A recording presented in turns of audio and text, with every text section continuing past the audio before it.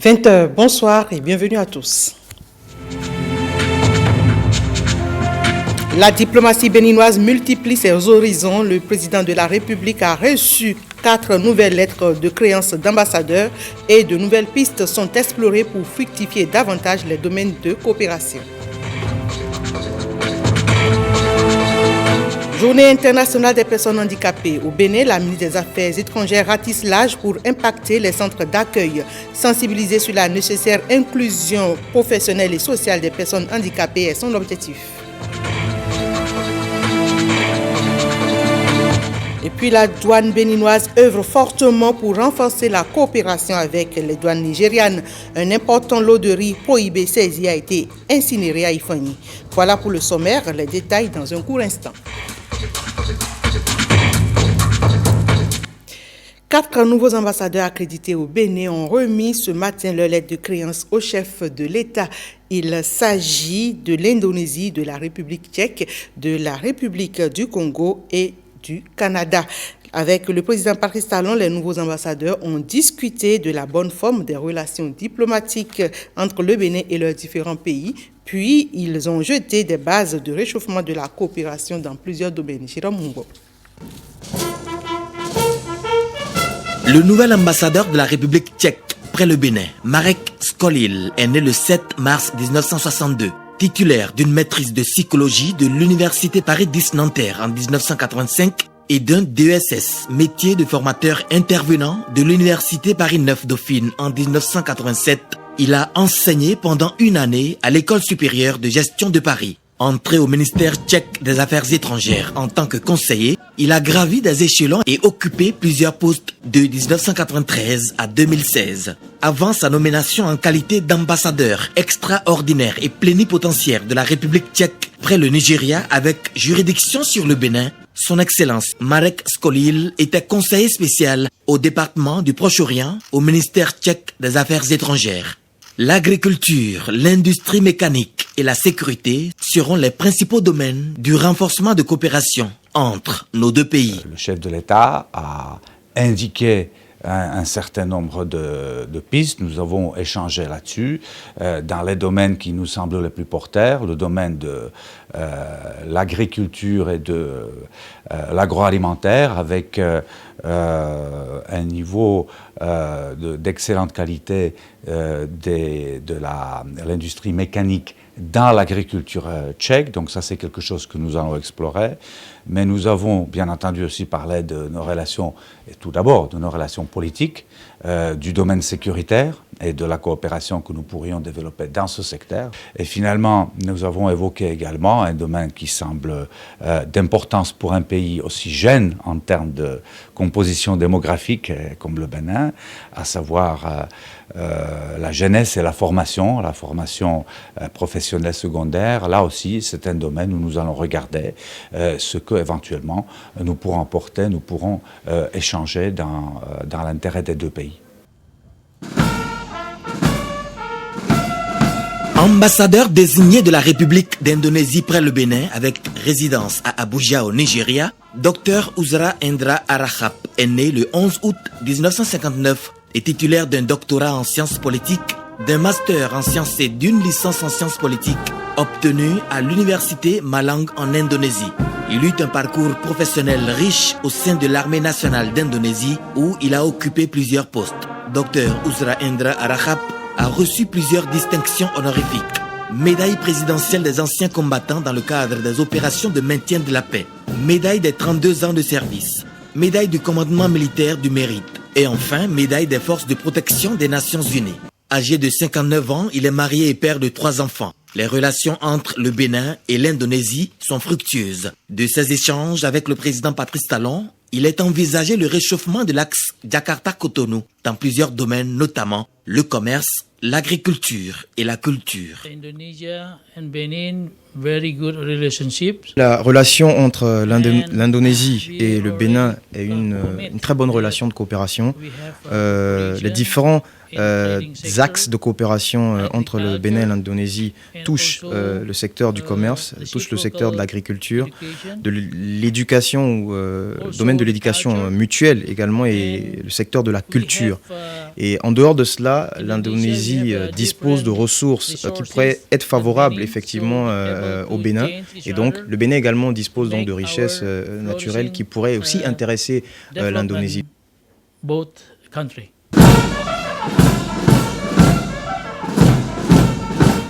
Voici le nouvel ambassadeur de la République du Congo près le Bénin. Son Excellence Jacques Obinza, âgé de 58 ans, est titulaire d'un diplôme de fin d'études administratives, option diplomatie, et d'un diplôme d'études diplomatiques de l'Institut diplomatique Rio Branco du Brésil. Il a intégré le ministère congolais des Affaires étrangères et y a occupé divers postes, de même qu'au ministère de la Communication. Premier secrétaire à l'ambassade du Congo au Nigeria de 2001 à 2008 et ministre conseiller à l'ambassade au Brésil de 2013 à 2014. Jacques Obinza a été secrétaire général adjoint, chef du département Afrique du ministère des Affaires étrangères, de la coopération et des Congolais de l'étranger jusqu'à sa nomination en 2018 en qualité d'ambassadeur extraordinaire et plénipotentiaire de la République du Congo près la République fédérale du Nigeria avec juridiction sur le Bénin. Nous avons des accords qui existent. Nous avons déjà tenu 2 sessions de notre commission mixte de coopération entre les 2 pays. Et tout à l'heure, nous avons parlé avec le président de la République la possibilité de tenir très prochainement la 3e session. Cette coopération couvre déjà plusieurs domaines et actuellement, la partie la plus visible de cette coopération est dans le domaine de la formation.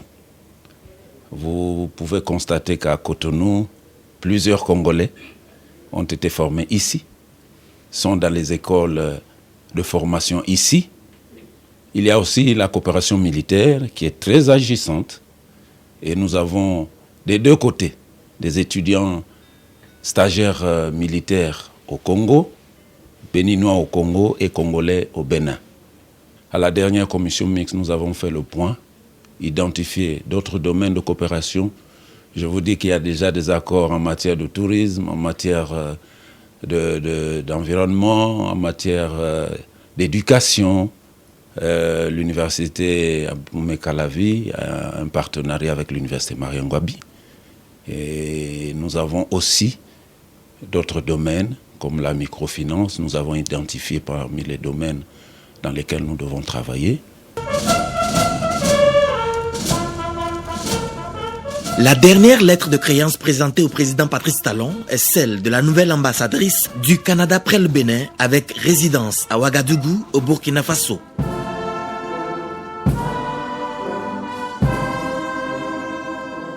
Son Excellence Carol McQueen, née le 22 septembre 1972, est titulaire d'un doctorat en relations internationales obtenu à l'Université d'Oxford en 2002. Elle a occupé plusieurs postes au ministère des Affaires étrangères et du Commerce international. Avant son affectation, Madame Carol Viviane McQueen était directrice des relations avec les États du Golfe à la Direction générale du Moyen-Orient, après avoir servi à l'étranger en tant que conseillère politique en Tanzanie de 2010 à 2013, puis ambassadrice en Tunisie en 2015, poste qu'elle a occupé jusqu'à sa nomination en 2019 en qualité d'ambassadeur extraordinaire et plénipotentiaire du Canada à Ouagadougou avec juridiction sur le Bénin.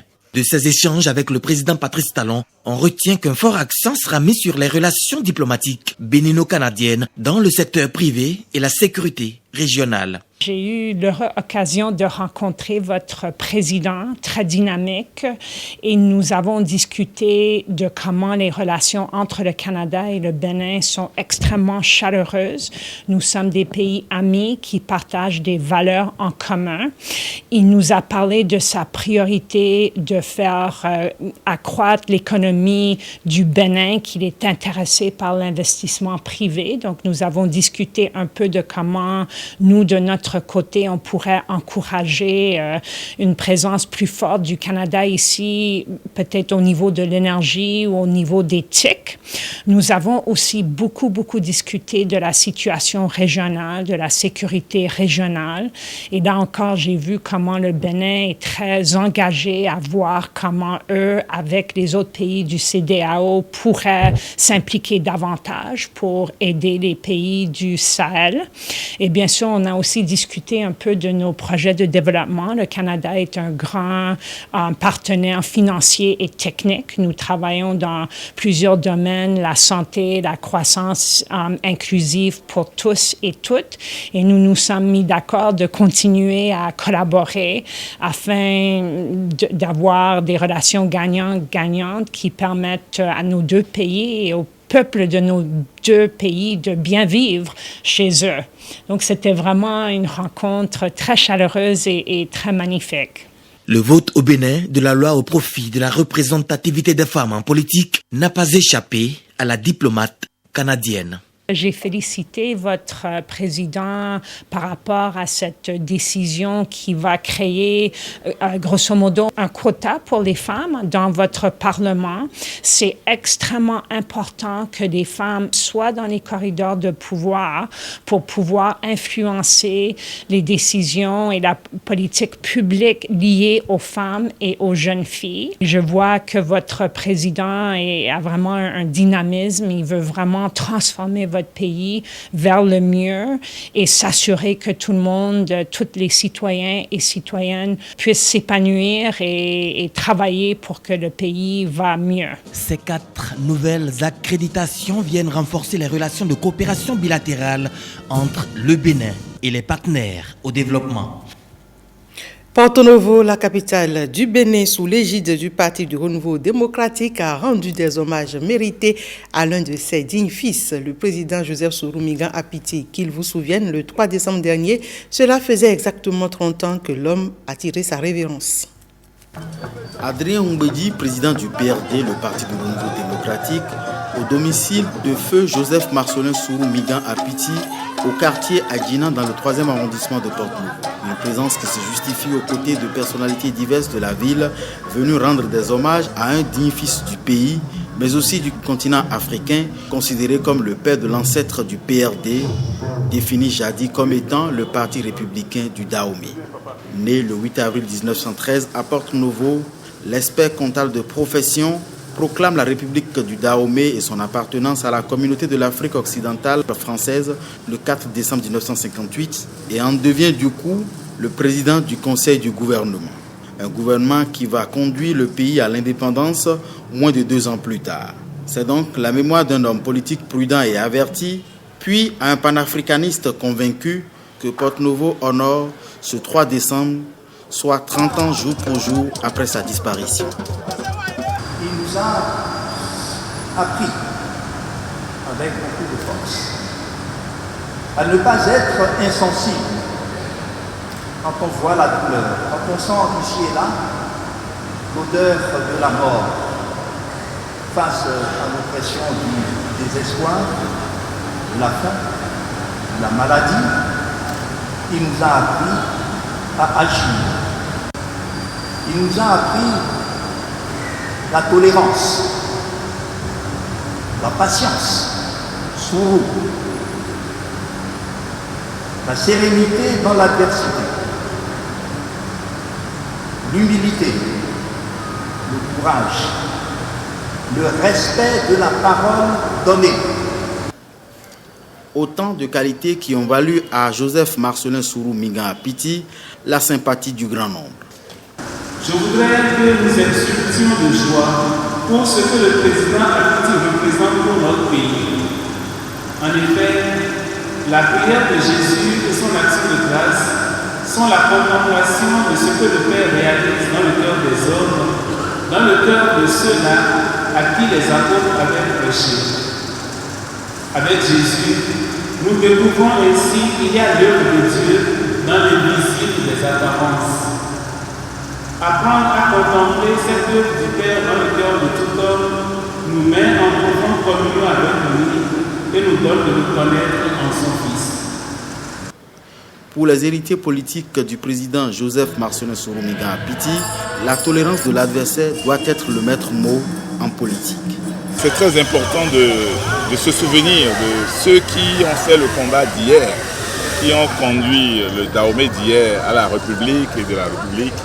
Aujourd'hui, nous sommes en République du Bénin. Cette commémoration pour nous, ceux de mon âge et ceux qui ont des âges encore moindres, c'est de savoir que le message du président Soro Migan Apiti, c'est un message de tolérance, de paix.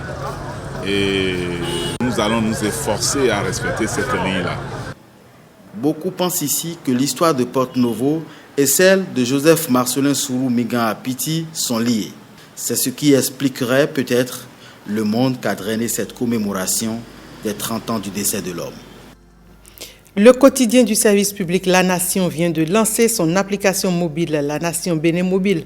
Objectif, se mettre au pas du numérique pour étendre un peu plus son emprise sur le paysage médiatique béninois.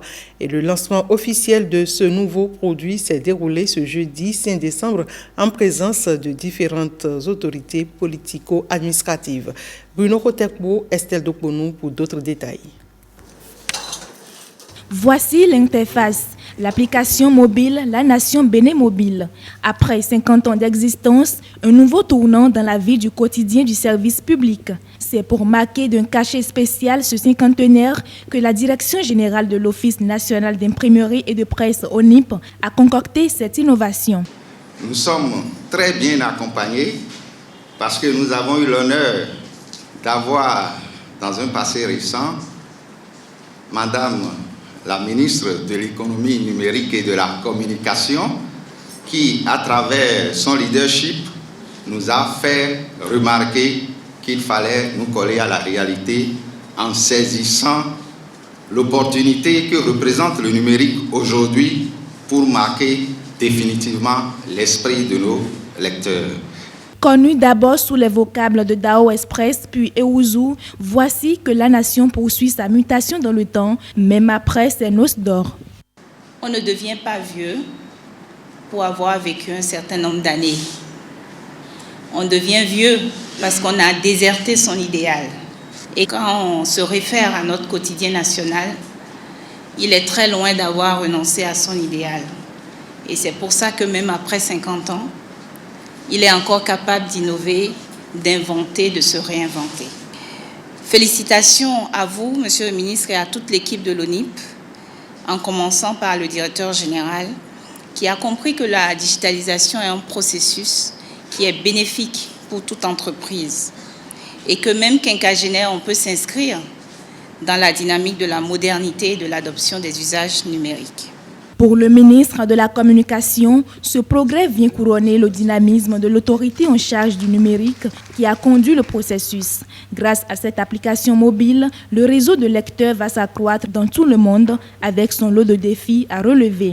Des 100 000, 200 000 lecteurs papier que nous avons aujourd'hui, nous nous exposons à des milliards de lecteurs. Ça veut dire que les journalistes et toute l'équipe de La Nation qui ont fait du bon travail jusqu'à présent doivent songer à parfaire ce travail parce que c'est eux qui donneront une bonne ou une moins bonne image de notre pays, de la qualité de ces journalistes à l'international.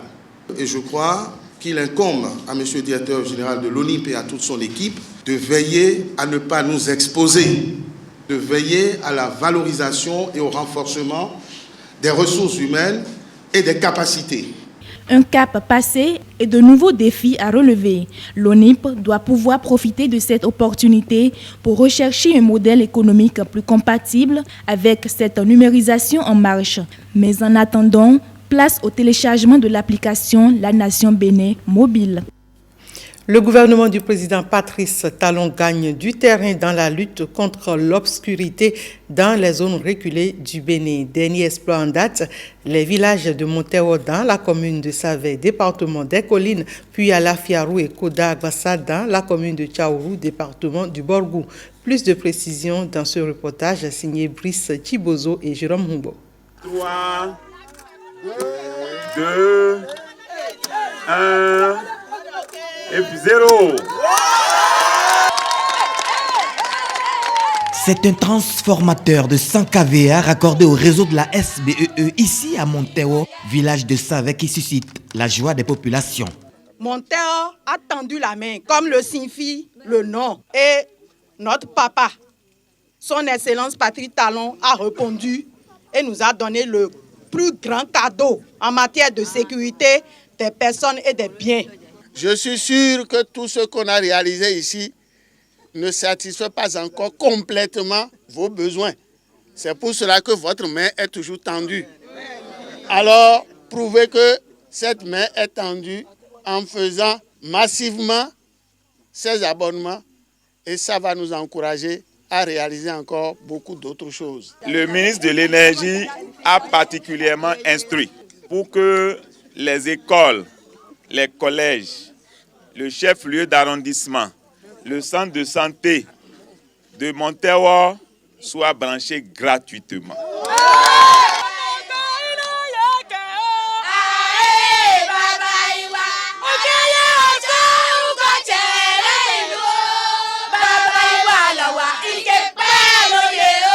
Dès ce jour, les habitants de Monteo peuvent vivre décemment et exercer leurs activités génératrices de revenus, comme les habitants des grandes villes.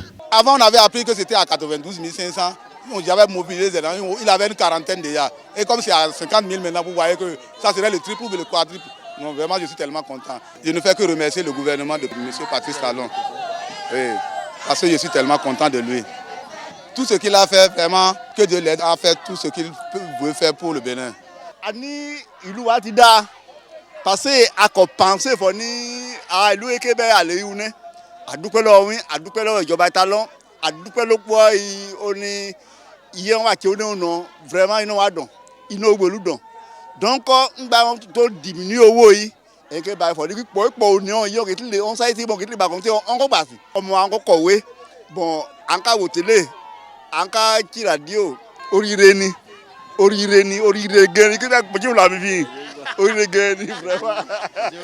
Direction arrondissement d'Alafiarou, commune de Tchaourou pour un autre raccordement au réseau de la SBEE. La lumière, ça fera même que les gens qui se déplacent pour aller ailleurs faire, c'est-à-dire dans les antennes pour dire que bon, on veut charger le portable, tout ça là. Vous voyez, ils ont applaudi, ils sont contents. Donc, par votre voix, nous remercions le chef de l'État, le président Patrice Talon. Il nous a rendus heureux et puis vraiment nous sommes très contents. Pendant ce temps, les populations d'Agbassa, toujours dans la commune de Tchaourou, ont fait preuve de patience. Elles ont aussi eu droit à la lumière. Le gouvernement vient ainsi d'insuffler un dynamisme nouveau à leurs activités quotidiennes. La 19e réunion du comité des ministres de l'autorité du gazoduc de l'Afrique de l'Ouest s'est achevée ce 4 décembre à Cotonou. À l'issue des travaux, l'hôte de la réunion fait le point et revient sur les recommandations des différents pays membres. Jean-Claude Oussou, ministre béninois de l'énergie, est au micro de Ghislain Bobet. Ça a été l'occasion pour nous de définir ce que nous appelons la période tarifaire numéro 3, c'est-à-dire les nouveaux tarifs de droit de passage dans le gazoduc qui va du Nigeria jusqu'au Ghana en passant par le Bénin et le Togo. Ce tarif donc qui va courir à partir du 1er janvier 2020 va durer 5 années. Évidemment, tout le long de ces 5 années, s'il y a des événements majeurs ou des éléments importants à prendre en compte, on va pouvoir regarder s'il y a nécessité de réviser ou non. Deuxième sujet d'importance, c'est le dossier concernant l'unité flottante de stockage et de regazéification. Nous avons présenté ce projet majeur du Bénin au comité des ministres qui, effectivement, a pris acte de ce projet majeur et s'est engagé à nous accompagner dans la réalisation concrète de ce projet. Nous avons également profité de cette journée pour passer en revue toute la situation financière de l'entreprise WAPCO, qui est donc la société d'exploitation du gazoduc, pour voir effectivement comment les choses ont évolué en termes de quantité de gaz qui passe dans le gazoduc et également en termes financiers. Nous voyons qu'il y a de l'amélioration d'année en année. L'administration des douanes du Bénin a incinéré ce mardi à Ifanyi plus de 3 tonnes de riz prohibé saisis. C'est en présence des douanes nigérianes. L'opération vise à renforcer la coopération douanière entre les deux pays. Les précisions avec Guillaume Avienou et Brice Ongo. Quelque part dans la commune d'Ifanyi, l'administration des douanes du Bénin et à ses côtés, celle du Nigeria vient d'incinérer plus de 3 tonnes de riz parboiled saisis récemment. Un exploit des douanes béninoises engagées à se conformer aux accords en la matière conclus entre les deux pays. Aujourd'hui, pour l'intérêt du pays, il ne faut pas qu'ils cherchent ceux qui vont gagner personnellement pour mettre tout un peuple à genoux. Mais nous autres, au niveau de l'administration des douanes, conformément aux instructions des autorités, nous allons redoubler plus de vigilance et nous allons les traquer partout où ils sont. Accusé longtemps par le grand voisin de l'Est du Bénin de ne pas jouer franc jeu, est considéré comme l'une des principales raisons à l'origine de la fermeture des frontières entre le Bénin et le Nigeria, l'administration des douanes béninoises vient prouver sa bonne foi. Ce riz que nous avons souvent appelé riz paraboy est prohibé vers les frontières avec le Nigeria. Et donc c'est cela qui justifie aujourd'hui cette cérémonie de destruction pour donner un signal fort, rappeler à nos concitoyens que le riz paraboy est prohibé vers le Nigeria et que de grosses quantités comme ça en partance ne sont pas de nature donc à favoriser les mesures que nous souhaitons du Nigeria. Il était donc nécessaire que nous lançons ce signal pour permettre aux uns et aux autres d'avoir la nouvelle vision de la politique du Nigeria et d'ailleurs nous-mêmes qui avons pris un certain nombre d'actes pour que ce riz ne parte pas en fraude vers le Nigeria. Du côté nigérien, on salue la détermination et l'engagement des autorités béninoises au plus haut niveau à respecter les accords douaniers entre le Bénin et le Nigeria. It's a very brotherly act. Benin and Nigeria are brothers. C'est un acte que nous saluons et cela devrait améliorer nos relations au niveau des frontières de nos deux pays. Cooperation and more understanding. Le Bénin et le Nigeria organisent depuis peu des patrouilles conjointes pour surveiller les frontières. Les deux pays veulent aussi renforcer leur coopération en matière des douanes et la présente opération n'est qu'une traduction en acte. Aujourd'hui, 5 décembre, journée mondiale des sols. La célébration cette année est placée sous le thème « Empêchons l'érosion des sols ». À l'occasion, le ministre de l'Agriculture a adressé un message aux populations. Et voici la substance du message lu par son directeur de cabinet au micro de Lenaïk Agbazaou. Chaque année, la communauté internationale célèbre la journée mondiale des sols le 5 décembre afin d'attirer l'attention sur l'importance d'un sol en bonne santé et sur l'impérieuse nécessité d'en assurer une gestion durable. La 6e édition, celle du 5 décembre 2019, est placée sous le thème « Empêchons l'érosion des sols, protégeons notre avenir ». Les terres agricoles sont de plus en plus menacées. Les mauvaises pratiques souvent inconsciemment reproduites, constituent les principales causes de l'érosion des sols au Bénin. Au nombre de ces mauvaises pratiques figurent la déforestation, l'utilisation abusive des pesticides et herbicides non homologués, les cultures sur brûlis, etc.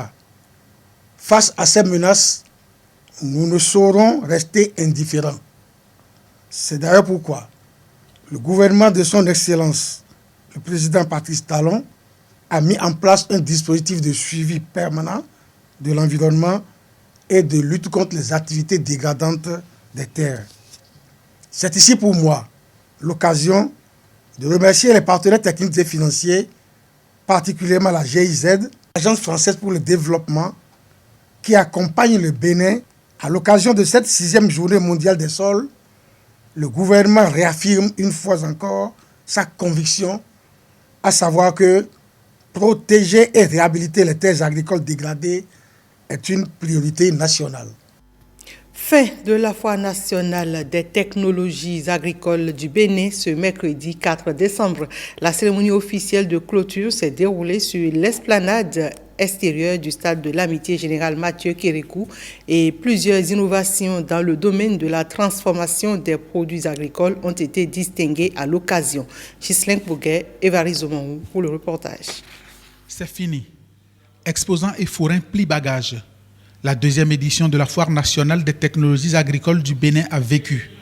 Une semaine d'animation, d'exposition et de vente pour les hommes et femmes du milieu agricole.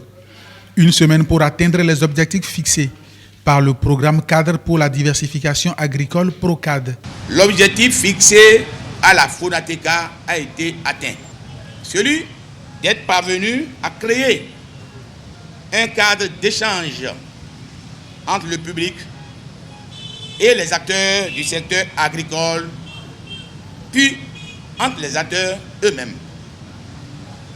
L'animation constante des 97 stands tous les jours jusqu'au-delà de 20 heures justifie la nécessité d'organiser cette foire.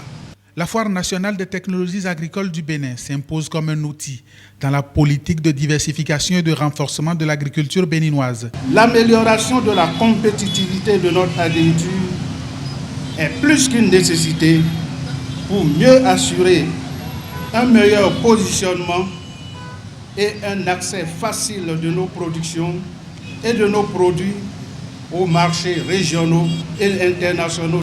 Chers forains, vous venez de montrer à la face du monde que nos communes regorgent d'innombrables innovations. Le prix Abdoulaye Touré des meilleures innovations technologiques agricoles a été décerné à 10 exposants. Cette distinction comprend une attestation et un chèque de 500 000 francs CFA. Quatrième journée scientifique du CAMES à Ouida, les travaux en atelier ont abordé plusieurs thématiques liées à la recherche et au développement. À cette rencontre scientifique, il est question, faut-il le rappeler, de valoriser les résultats de la recherche et leur modèle économique. Gilles Dansou, Calvado Aoun.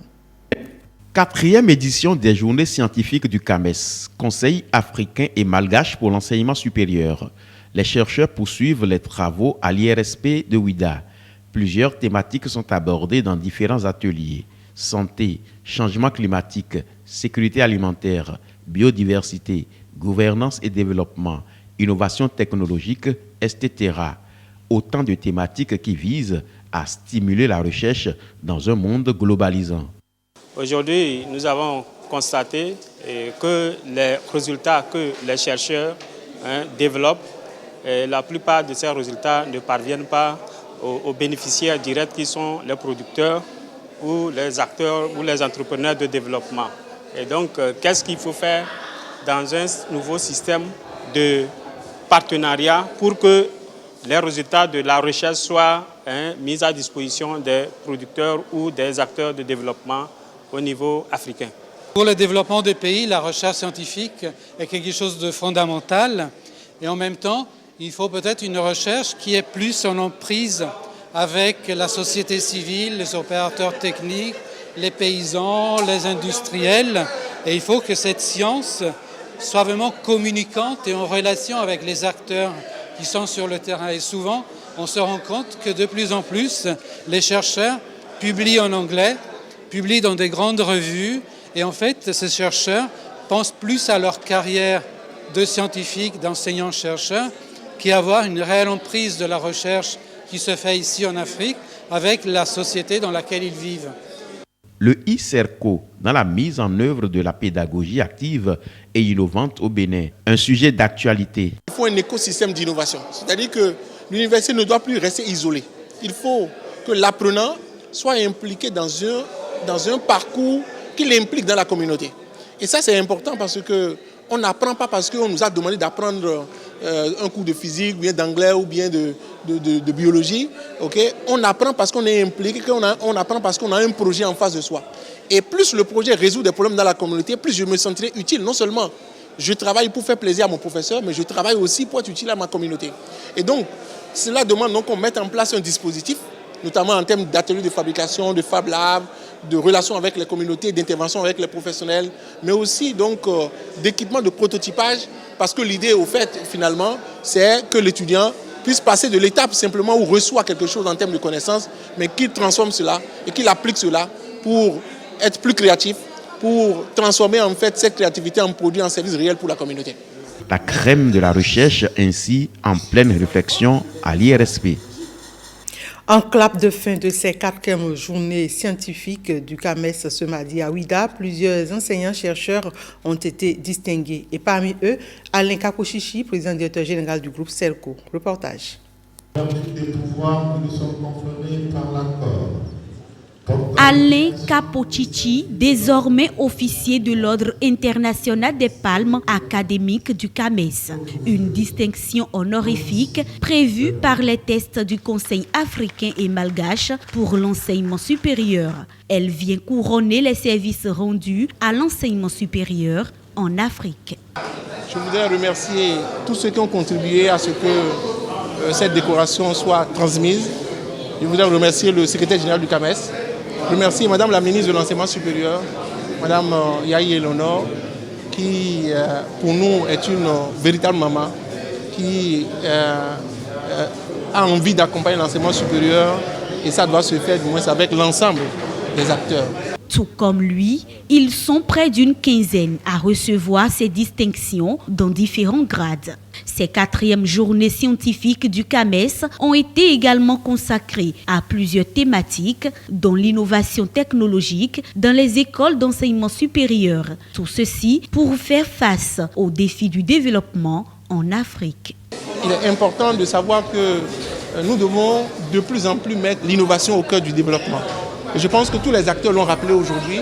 Il est important de savoir que la recherche, elle est importante, mais la recherche doit se faire pour la communauté. La recherche doit se faire avec les acteurs.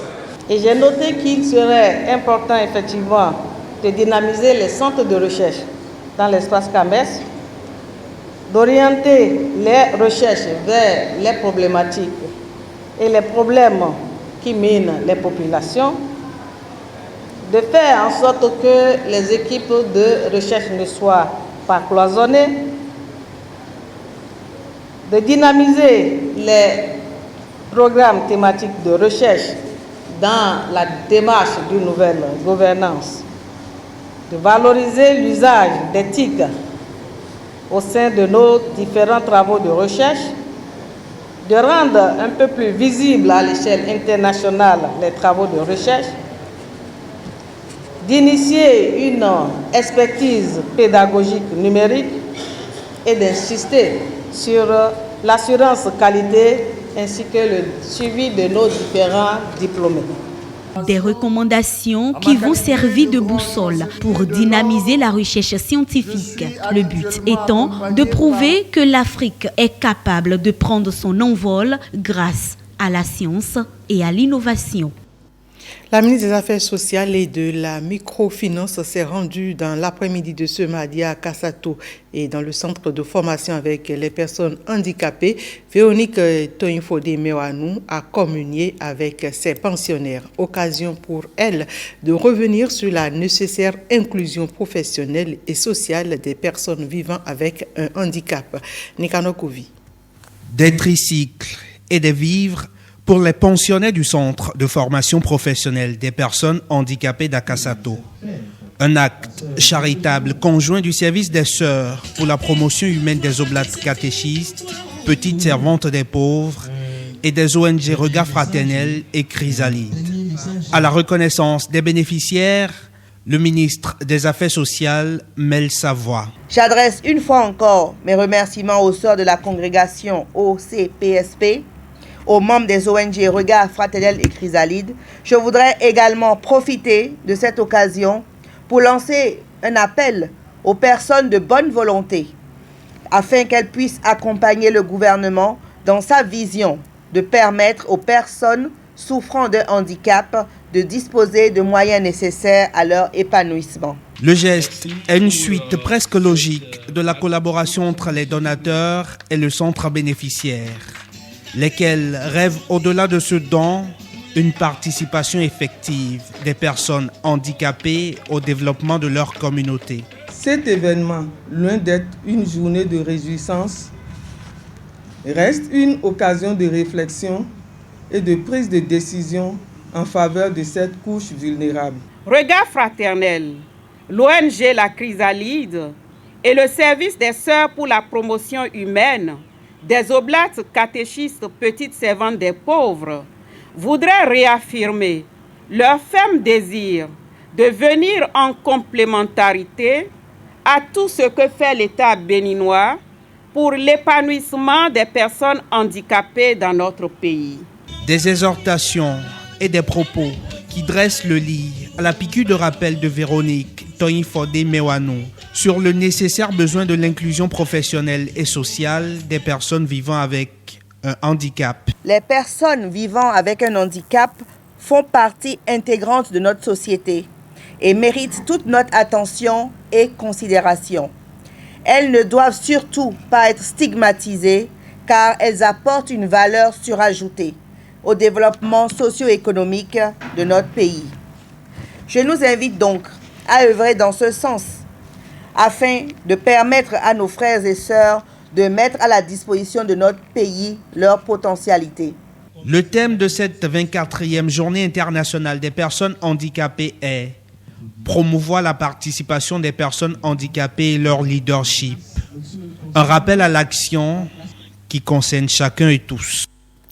Aussi, l'Agence nationale pour l'emploi ANPE, en partenariat avec l'ONG Handicap International, travaille pour mieux appréhender et pour mieux prendre en compte les besoins spécifiques des personnes vivant avec un handicap.